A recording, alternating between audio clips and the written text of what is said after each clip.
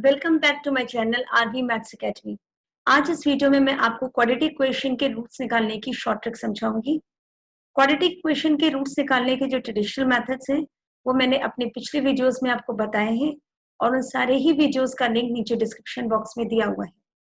तो short trick start करते हैं। शॉर्ट ट्रिक सीखने का पर्पस हमारा ये होता है कि हमारे पास कॉम्पिटिशन में टाइम बहुत कम होता है और हमें अपने क्वेश्चंस को जल्दी जल्दी करना होता है और सही भी करना होता है। तो सबसे पहले मैं आपको बताऊंगी कि ये स्टैंडर्ड फॉर्म जो होती है क्वाड्रेटिक इक्वेशन की वो सभी को मालूम है कि ax square plus bx plus c is equal to 0। अब कभी कभी हम बिना सॉल्व किए भी डायरेक्ट आंसर बता लेते हैं। वो कैसे कि जो हमारे पास एक्स स्क्वायर का कोफिशिएंट है वो a है, x का कोफिशिएंट b है और c कांस्टेंट टर्म है। तो अगर मैं b और c के साइन देखूं तो आप ये देखोगे यहाँ पर जो b का साइन और c का साइन, b क्या है कोफिशिएंट ऑफ x और ये c, अगर b और c दोनों पॉजिटिव होते हैं तो जो बिगर रूट होता है वो नेगेटिव होता है और जो स्मॉलर रूट होता है उसका साइन भी नेगेटिव होता है। अगर b मेरा पॉजिटिव है और c नेगेटिव है तो जो बिगर रूट होगा वो नेगेटिव होगा और स्मॉलर रूट जो होगा वो पॉजिटिव होगा। अगर मेरे पास b का जो साइन है वो नेगेटिव है और c का पॉजिटिव है तो जो बिगर रूट होता है वो मेरा पॉजिटिव होता है और जो स्मॉलर रूट होता है वो भी पॉजिटिव होता है। और अगर बी और सी दोनों ही नेगेटिव होते हैं तो मेरे पास बिगर रूट का साइन पॉजिटिव और स्मॉलर रूट का साइन नेगेटिव होता है। तो ये साइन टेबल जो होती है आपको याद रखनी पड़ेगी। तो अब स्टार्ट करते हैं हम अपनी trick. X square minus 3x minus 10 is equal to 0। अब आप देखिए कि a प्लस बी क्या होता है, जो मिडिल में टर्म लिखी है वो कितनी है मेरे पास -3। ए बी यानी कि जो मेरे पास कांस्टेंट टर्म है और जो एक्स स्क्वायर का प्रोडक्ट है कोफिशिएंट है, तो -10 और एक्स स्क्वायर का कोफिशिएंट 1 अगर मैं इसे मल्टीप्लाई करूं तो मेरे पास आता है -10। अब मुझे ऐसे दो नंबर देखने हैं कि जिनको मल्टीप्लाई करने पे -10 आता हो और ऐड करने पे -3। तो प्रोडक्ट नेगेटिव तभी आता है जब एक पॉजिटिव और एक नेगेटिव हो। और आपको मालूम है यहाँ पर आपके पास -3 है, इसका मतलब जो बिगर नंबर होगा वो नेगेटिव होगा। तो मुझे मालूम है कि 5 अगर मैं माइनस कर लूं और 2, तो इन -5 और 2 को मल्टीप्लाई करने पे -10 आता है। -5 और 2 को मैं अगर ऐड करूं तो मेरे पास कितना आएगा, -3 आएगा।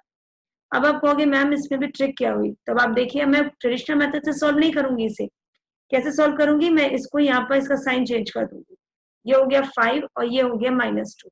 अब जो एक्स स्क्वायर कोफिशिएंट है वो है 1, तो यहाँ मैं 1 से डिवाइड करूंगी। मैं अगर नहीं भी करती तो कोई फर्क नहीं है, लेकिन चूंकि मुझे आपको मेथड सिखाना है इसलिए मुझे करके दिखाना है। तो मेरे पास आंसर हो गया 5 और -2। आप यहाँ देख भी सकते हो कि b का कोफिशिएंट कितना है, -3, नेगेटिव है, c भी नेगेटिव है। तो b और c अगर दोनों नेगेटिव होते हैं तो जो बिगर रूट होता है वो पॉजिटिव और स्मॉलर वाला नेगेटिव। तो आप देख रहे हैं बिगर रूट पॉजिटिव और स्मॉलर रूट नेगेटिव है। तो हो गया हमारा क्वेश्चन। हमने रूट्स भी निकाल लिए। और कभी कभी अगर मान लीजिए मेरे पास 4 ऑप्शन दिए हैं, सपोज मान लीजिए 5 -2 -2 5 -2 -5 एंड आपका 5 और 2, तो हमें मालूम है कि भाई अगर बी और सी दोनों नेगेटिव होते हैं तो एक पॉजिटिव और एक नेगेटिव है। तो आप बिना सॉल्व करे भी डायरेक्ट बता सकते हैं कि भाई यही आंसर होगा। अब आता है 2x square plus x minus 6 is equal to 0। फिर a प्लस बी जो मेरी मिडिल टर्म है, यानी इसका कोफिशिएंट x का कुछ भी नहीं है तो मैं इसे 1 मान लूंगी। और ए बी जो हो गया वो कांस्टेंट टर्म और कोफिशिएंट ऑफ एक्स स्क्वायर का प्रोडक्ट है, यानी -6 और 2 का प्रोडक्ट कितना हुआ, -12। अब मुझे ऐसे दो नंबर देखने हैं जिनका प्रोडक्ट करने पे -12 आए और ऐड करने पे 1 आए।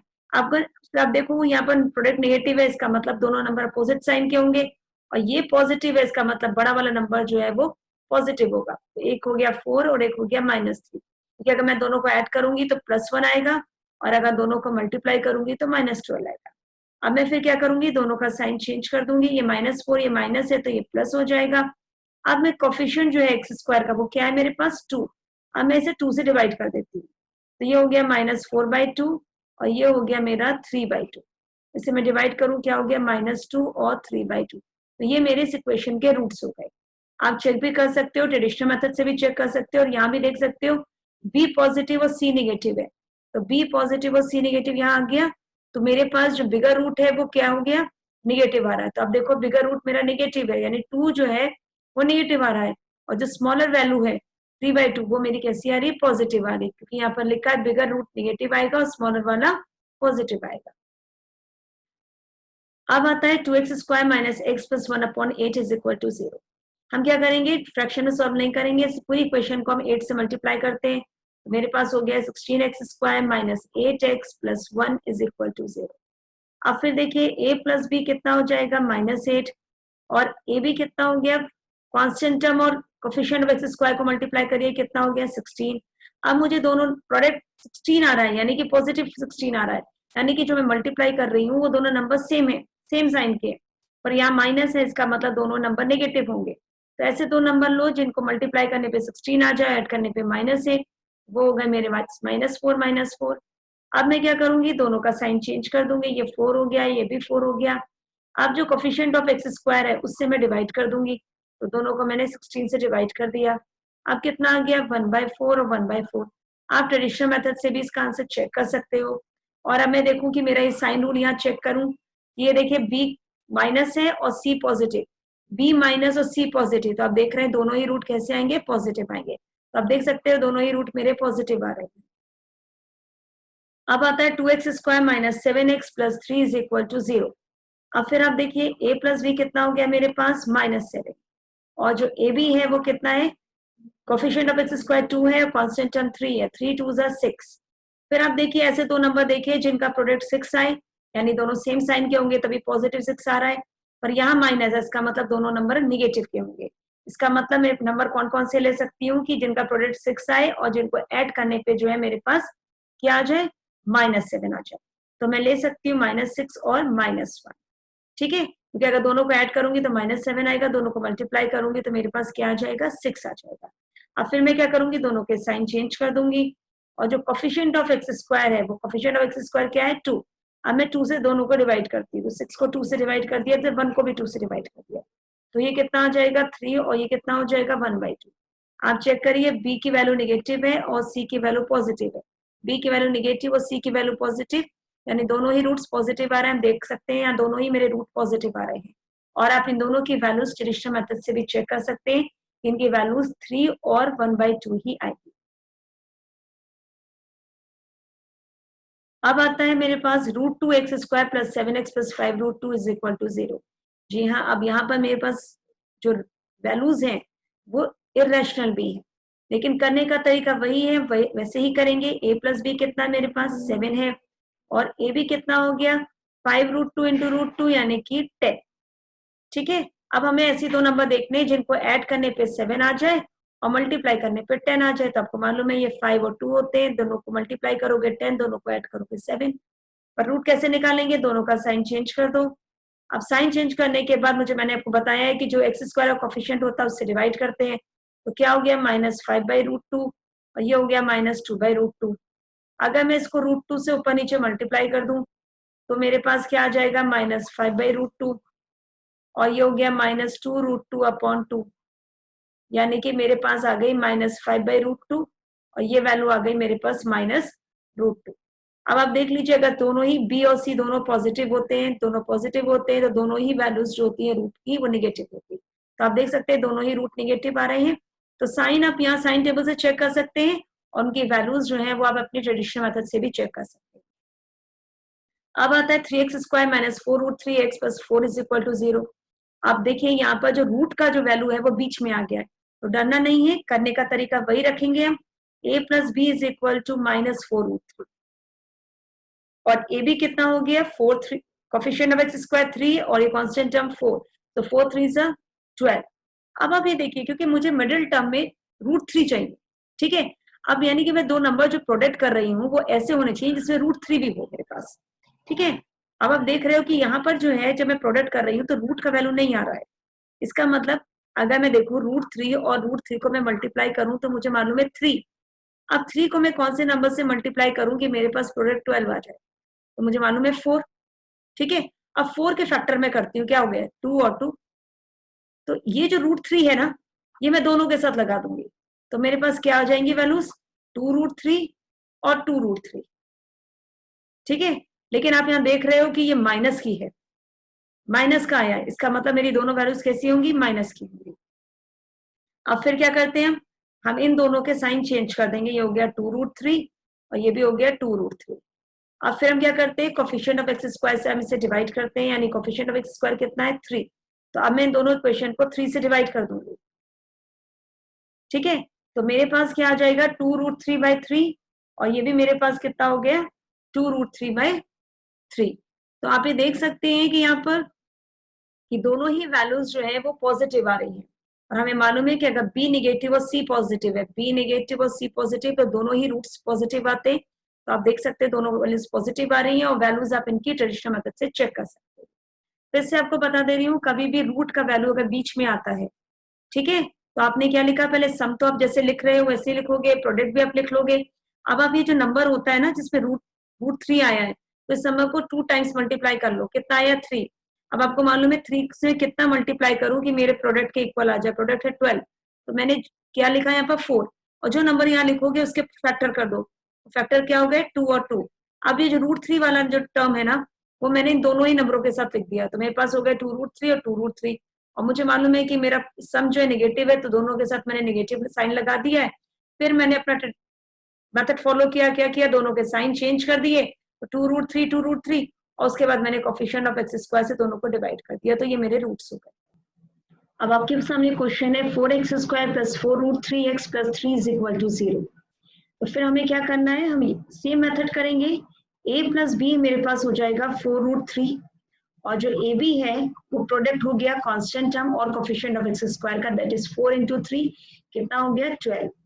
अब फिर आपसे देखिए कि आपको ऐसे दो नंबर लेने हैं जिनका प्रोडक्ट जो है वो 12 हो जाए और जिनको ऐड करने पे 4√3 आए, ठीक है। आपको यहाँ देख रहे हैं कि √3 यहाँ पर नहीं आ रहा है, इसका मतलब सबसे पहले हम क्या करेंगे, √3 और √3 को मल्टीप्लाई करके देखिए कितना आया 3, ठीक है। अब 3 को मैं किस नंबर से मल्टीप्लाई करूं, 4 से, तभी मेरे पास क्या आएगा प्रोडक्ट 12 और 4 के फैक्टर क्या हो गए 2 और 2।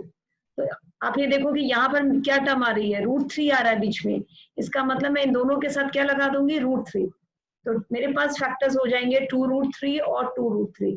अगर मैं दोनों को मल्टीप्लाई करती हूँ तो 2√3 × 2√3 मेरे पास कितना हो जाएगा 12, क्योंकि 2 2 = 4 एंड √3 × √3 3, तो 4 3 = 12 और दोनों को ऐड करूंगी तो मेरे पास आ जाएगा 4√3, ठीक है। अब दूसरे स्टेप में मुझे क्या करना है, इनके साइन चेंज करने, तो ये हो जाएगा -2√3 और ये भी हो जाएगा -2√3। अब मैं इनको कोफिशिएंट ऑफ एक्स स्क्वायर यानी कि इस 4 से डिवाइड करूंगी, तो मेरे पास वैल्यूज आ जाएंगी -√3/2 और -√3/2। अब मैं साइन या साइन टेबल से चेक कर सकती हूँ, अगर ये बी और सी दोनों पॉजिटिव होते हैं तो मुझे मालूम है कि जो रूट्स होते हैं दोनों ही नेगेटिव होते हैं। तो आप देख सकते हैं दोनों ही रूट्स नेगेटिव आ रहे हैं और इनकी जो वैल्यूज है वो आप ट्रेडिशनल मेथड से चेक कर सकते हो। अब अगर एग्जाम में सपोज मान लीजिए आपके पास दो क्वाड्रेटिक इक्वेशन दिए हैं और उनके अगर आपके रूट्स को कंपेयर करना है कि भाई उनके रूट्स में क्या रिलेशन होगा, कौन सा बड़ा है कौन सा छोटा है, तो उस केस में आप कैसे फाइंड आउट करोगे वो देखो। तो हम सबसे पहले क्या करेंगे, तरीका हम वही रखेंगे, 2x² + 19x + 45, ठीक है। और यहाँ पर दूसरी क्वेश्चन है मेरे पास 2y² + 11y + 12।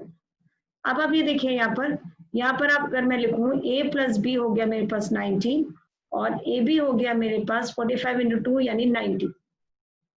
बहुत आराम से आपको मालूम है कि दो नंबर ऐसे कौन से हुए जिनको हमें मल्टीप्लाई करने पे 90 मिले और ऐड करने पे 19, वो सबको मालूम है कि 10 और 9 होंगे, आराम से पता लगा सकते हैं। अब कैसे रूट्स निकालेंगे, इनके साइन चेंज कर दीजिए, -10 और -9। अब इसे कोफिशिएंट ऑफ एक्स स्क्वायर से डिवाइड कर दो, कोफिशिएंट ऑफ एक्स स्क्वायर कितना है 2, तो मैं 2 से डिवाइड कर दूंगी दोनों को, तो मेरे पास कितना आ गया, ये आ गया मेरे पास -5 और ये हो गया मेरे पास -4.5, ठीक है। अब इसी तरीके से मैं इसकी वैल्यूज निकालती हूँ।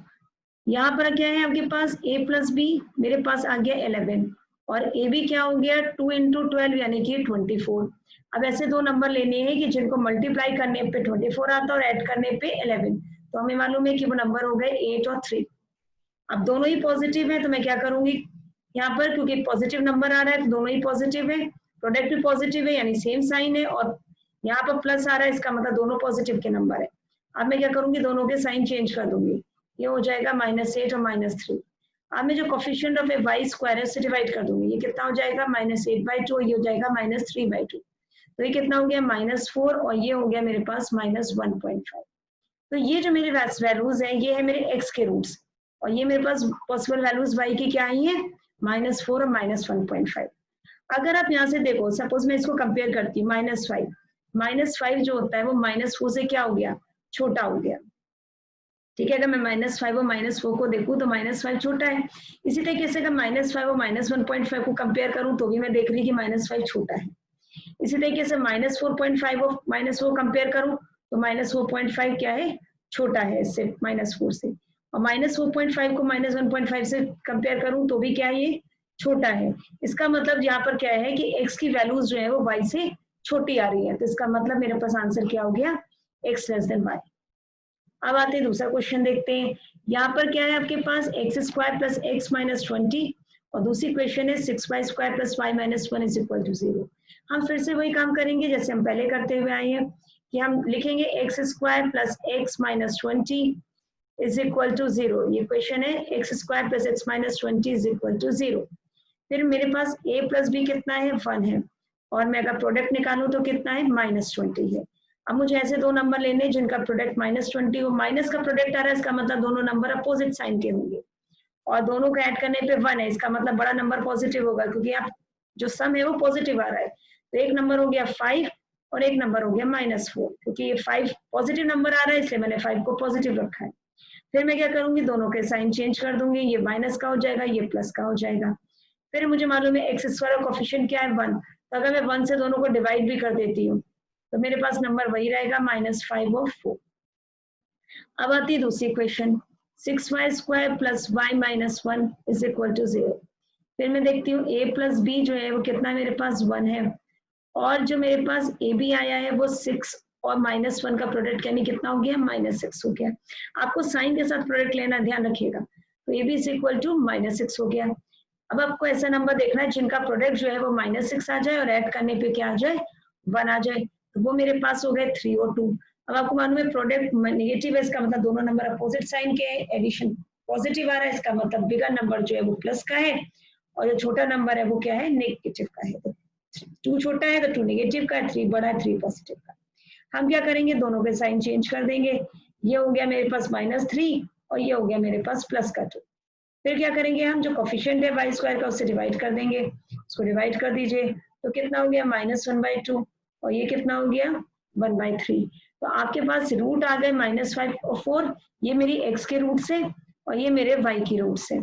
ठीक है, अब मैं कंपेयर करती हूँ, तो अगर मैं इसको लिखना भी चाहूँ तो मैं क्या लिख सकती हूँ, -0.5, और ये मेरे पास अगर मैं इसको 1/3 को अगर मैं डिवाइड भी करती हूँ तो क्या आएगा, 0.333 इस तरीके से। अब आप देखिए -5 जो है, -5 की वैल्यू -0.5 से बड़ी है, -5 की वैल्यू जो है -0.5 से कैसी हो गई है, छोटी हो गई है। पर अगर मैं देखूं -5 को 0.33 से देखूं तो क्या है, ये छोटा है।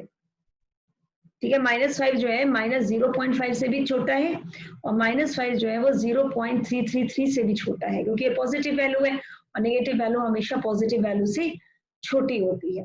अब मैं अगर 4 को कंपेयर करूं तो 4 क्या है, पॉजिटिव वैल्यू, तो पॉजिटिव वैल्यू नेगेटिव वैल्यू से बड़ी होती है, तो 4 बड़ी आ रही है। देखिए -5 जो है इन वैल्यूज से छोटा आ रहा है, और जो 4 है 4 इससे भी बड़ा आ रहा है क्योंकि नेगेटिव है, और अगर 4 0.33 से देखूं तो उससे बड़ा आ रहा है, मतलब ये वैल्यू छोटी आ रही है इन दोनों से, और 4 की वैल्यू जो इन दोनों से क्या आ रही है, बड़ी आ रही है।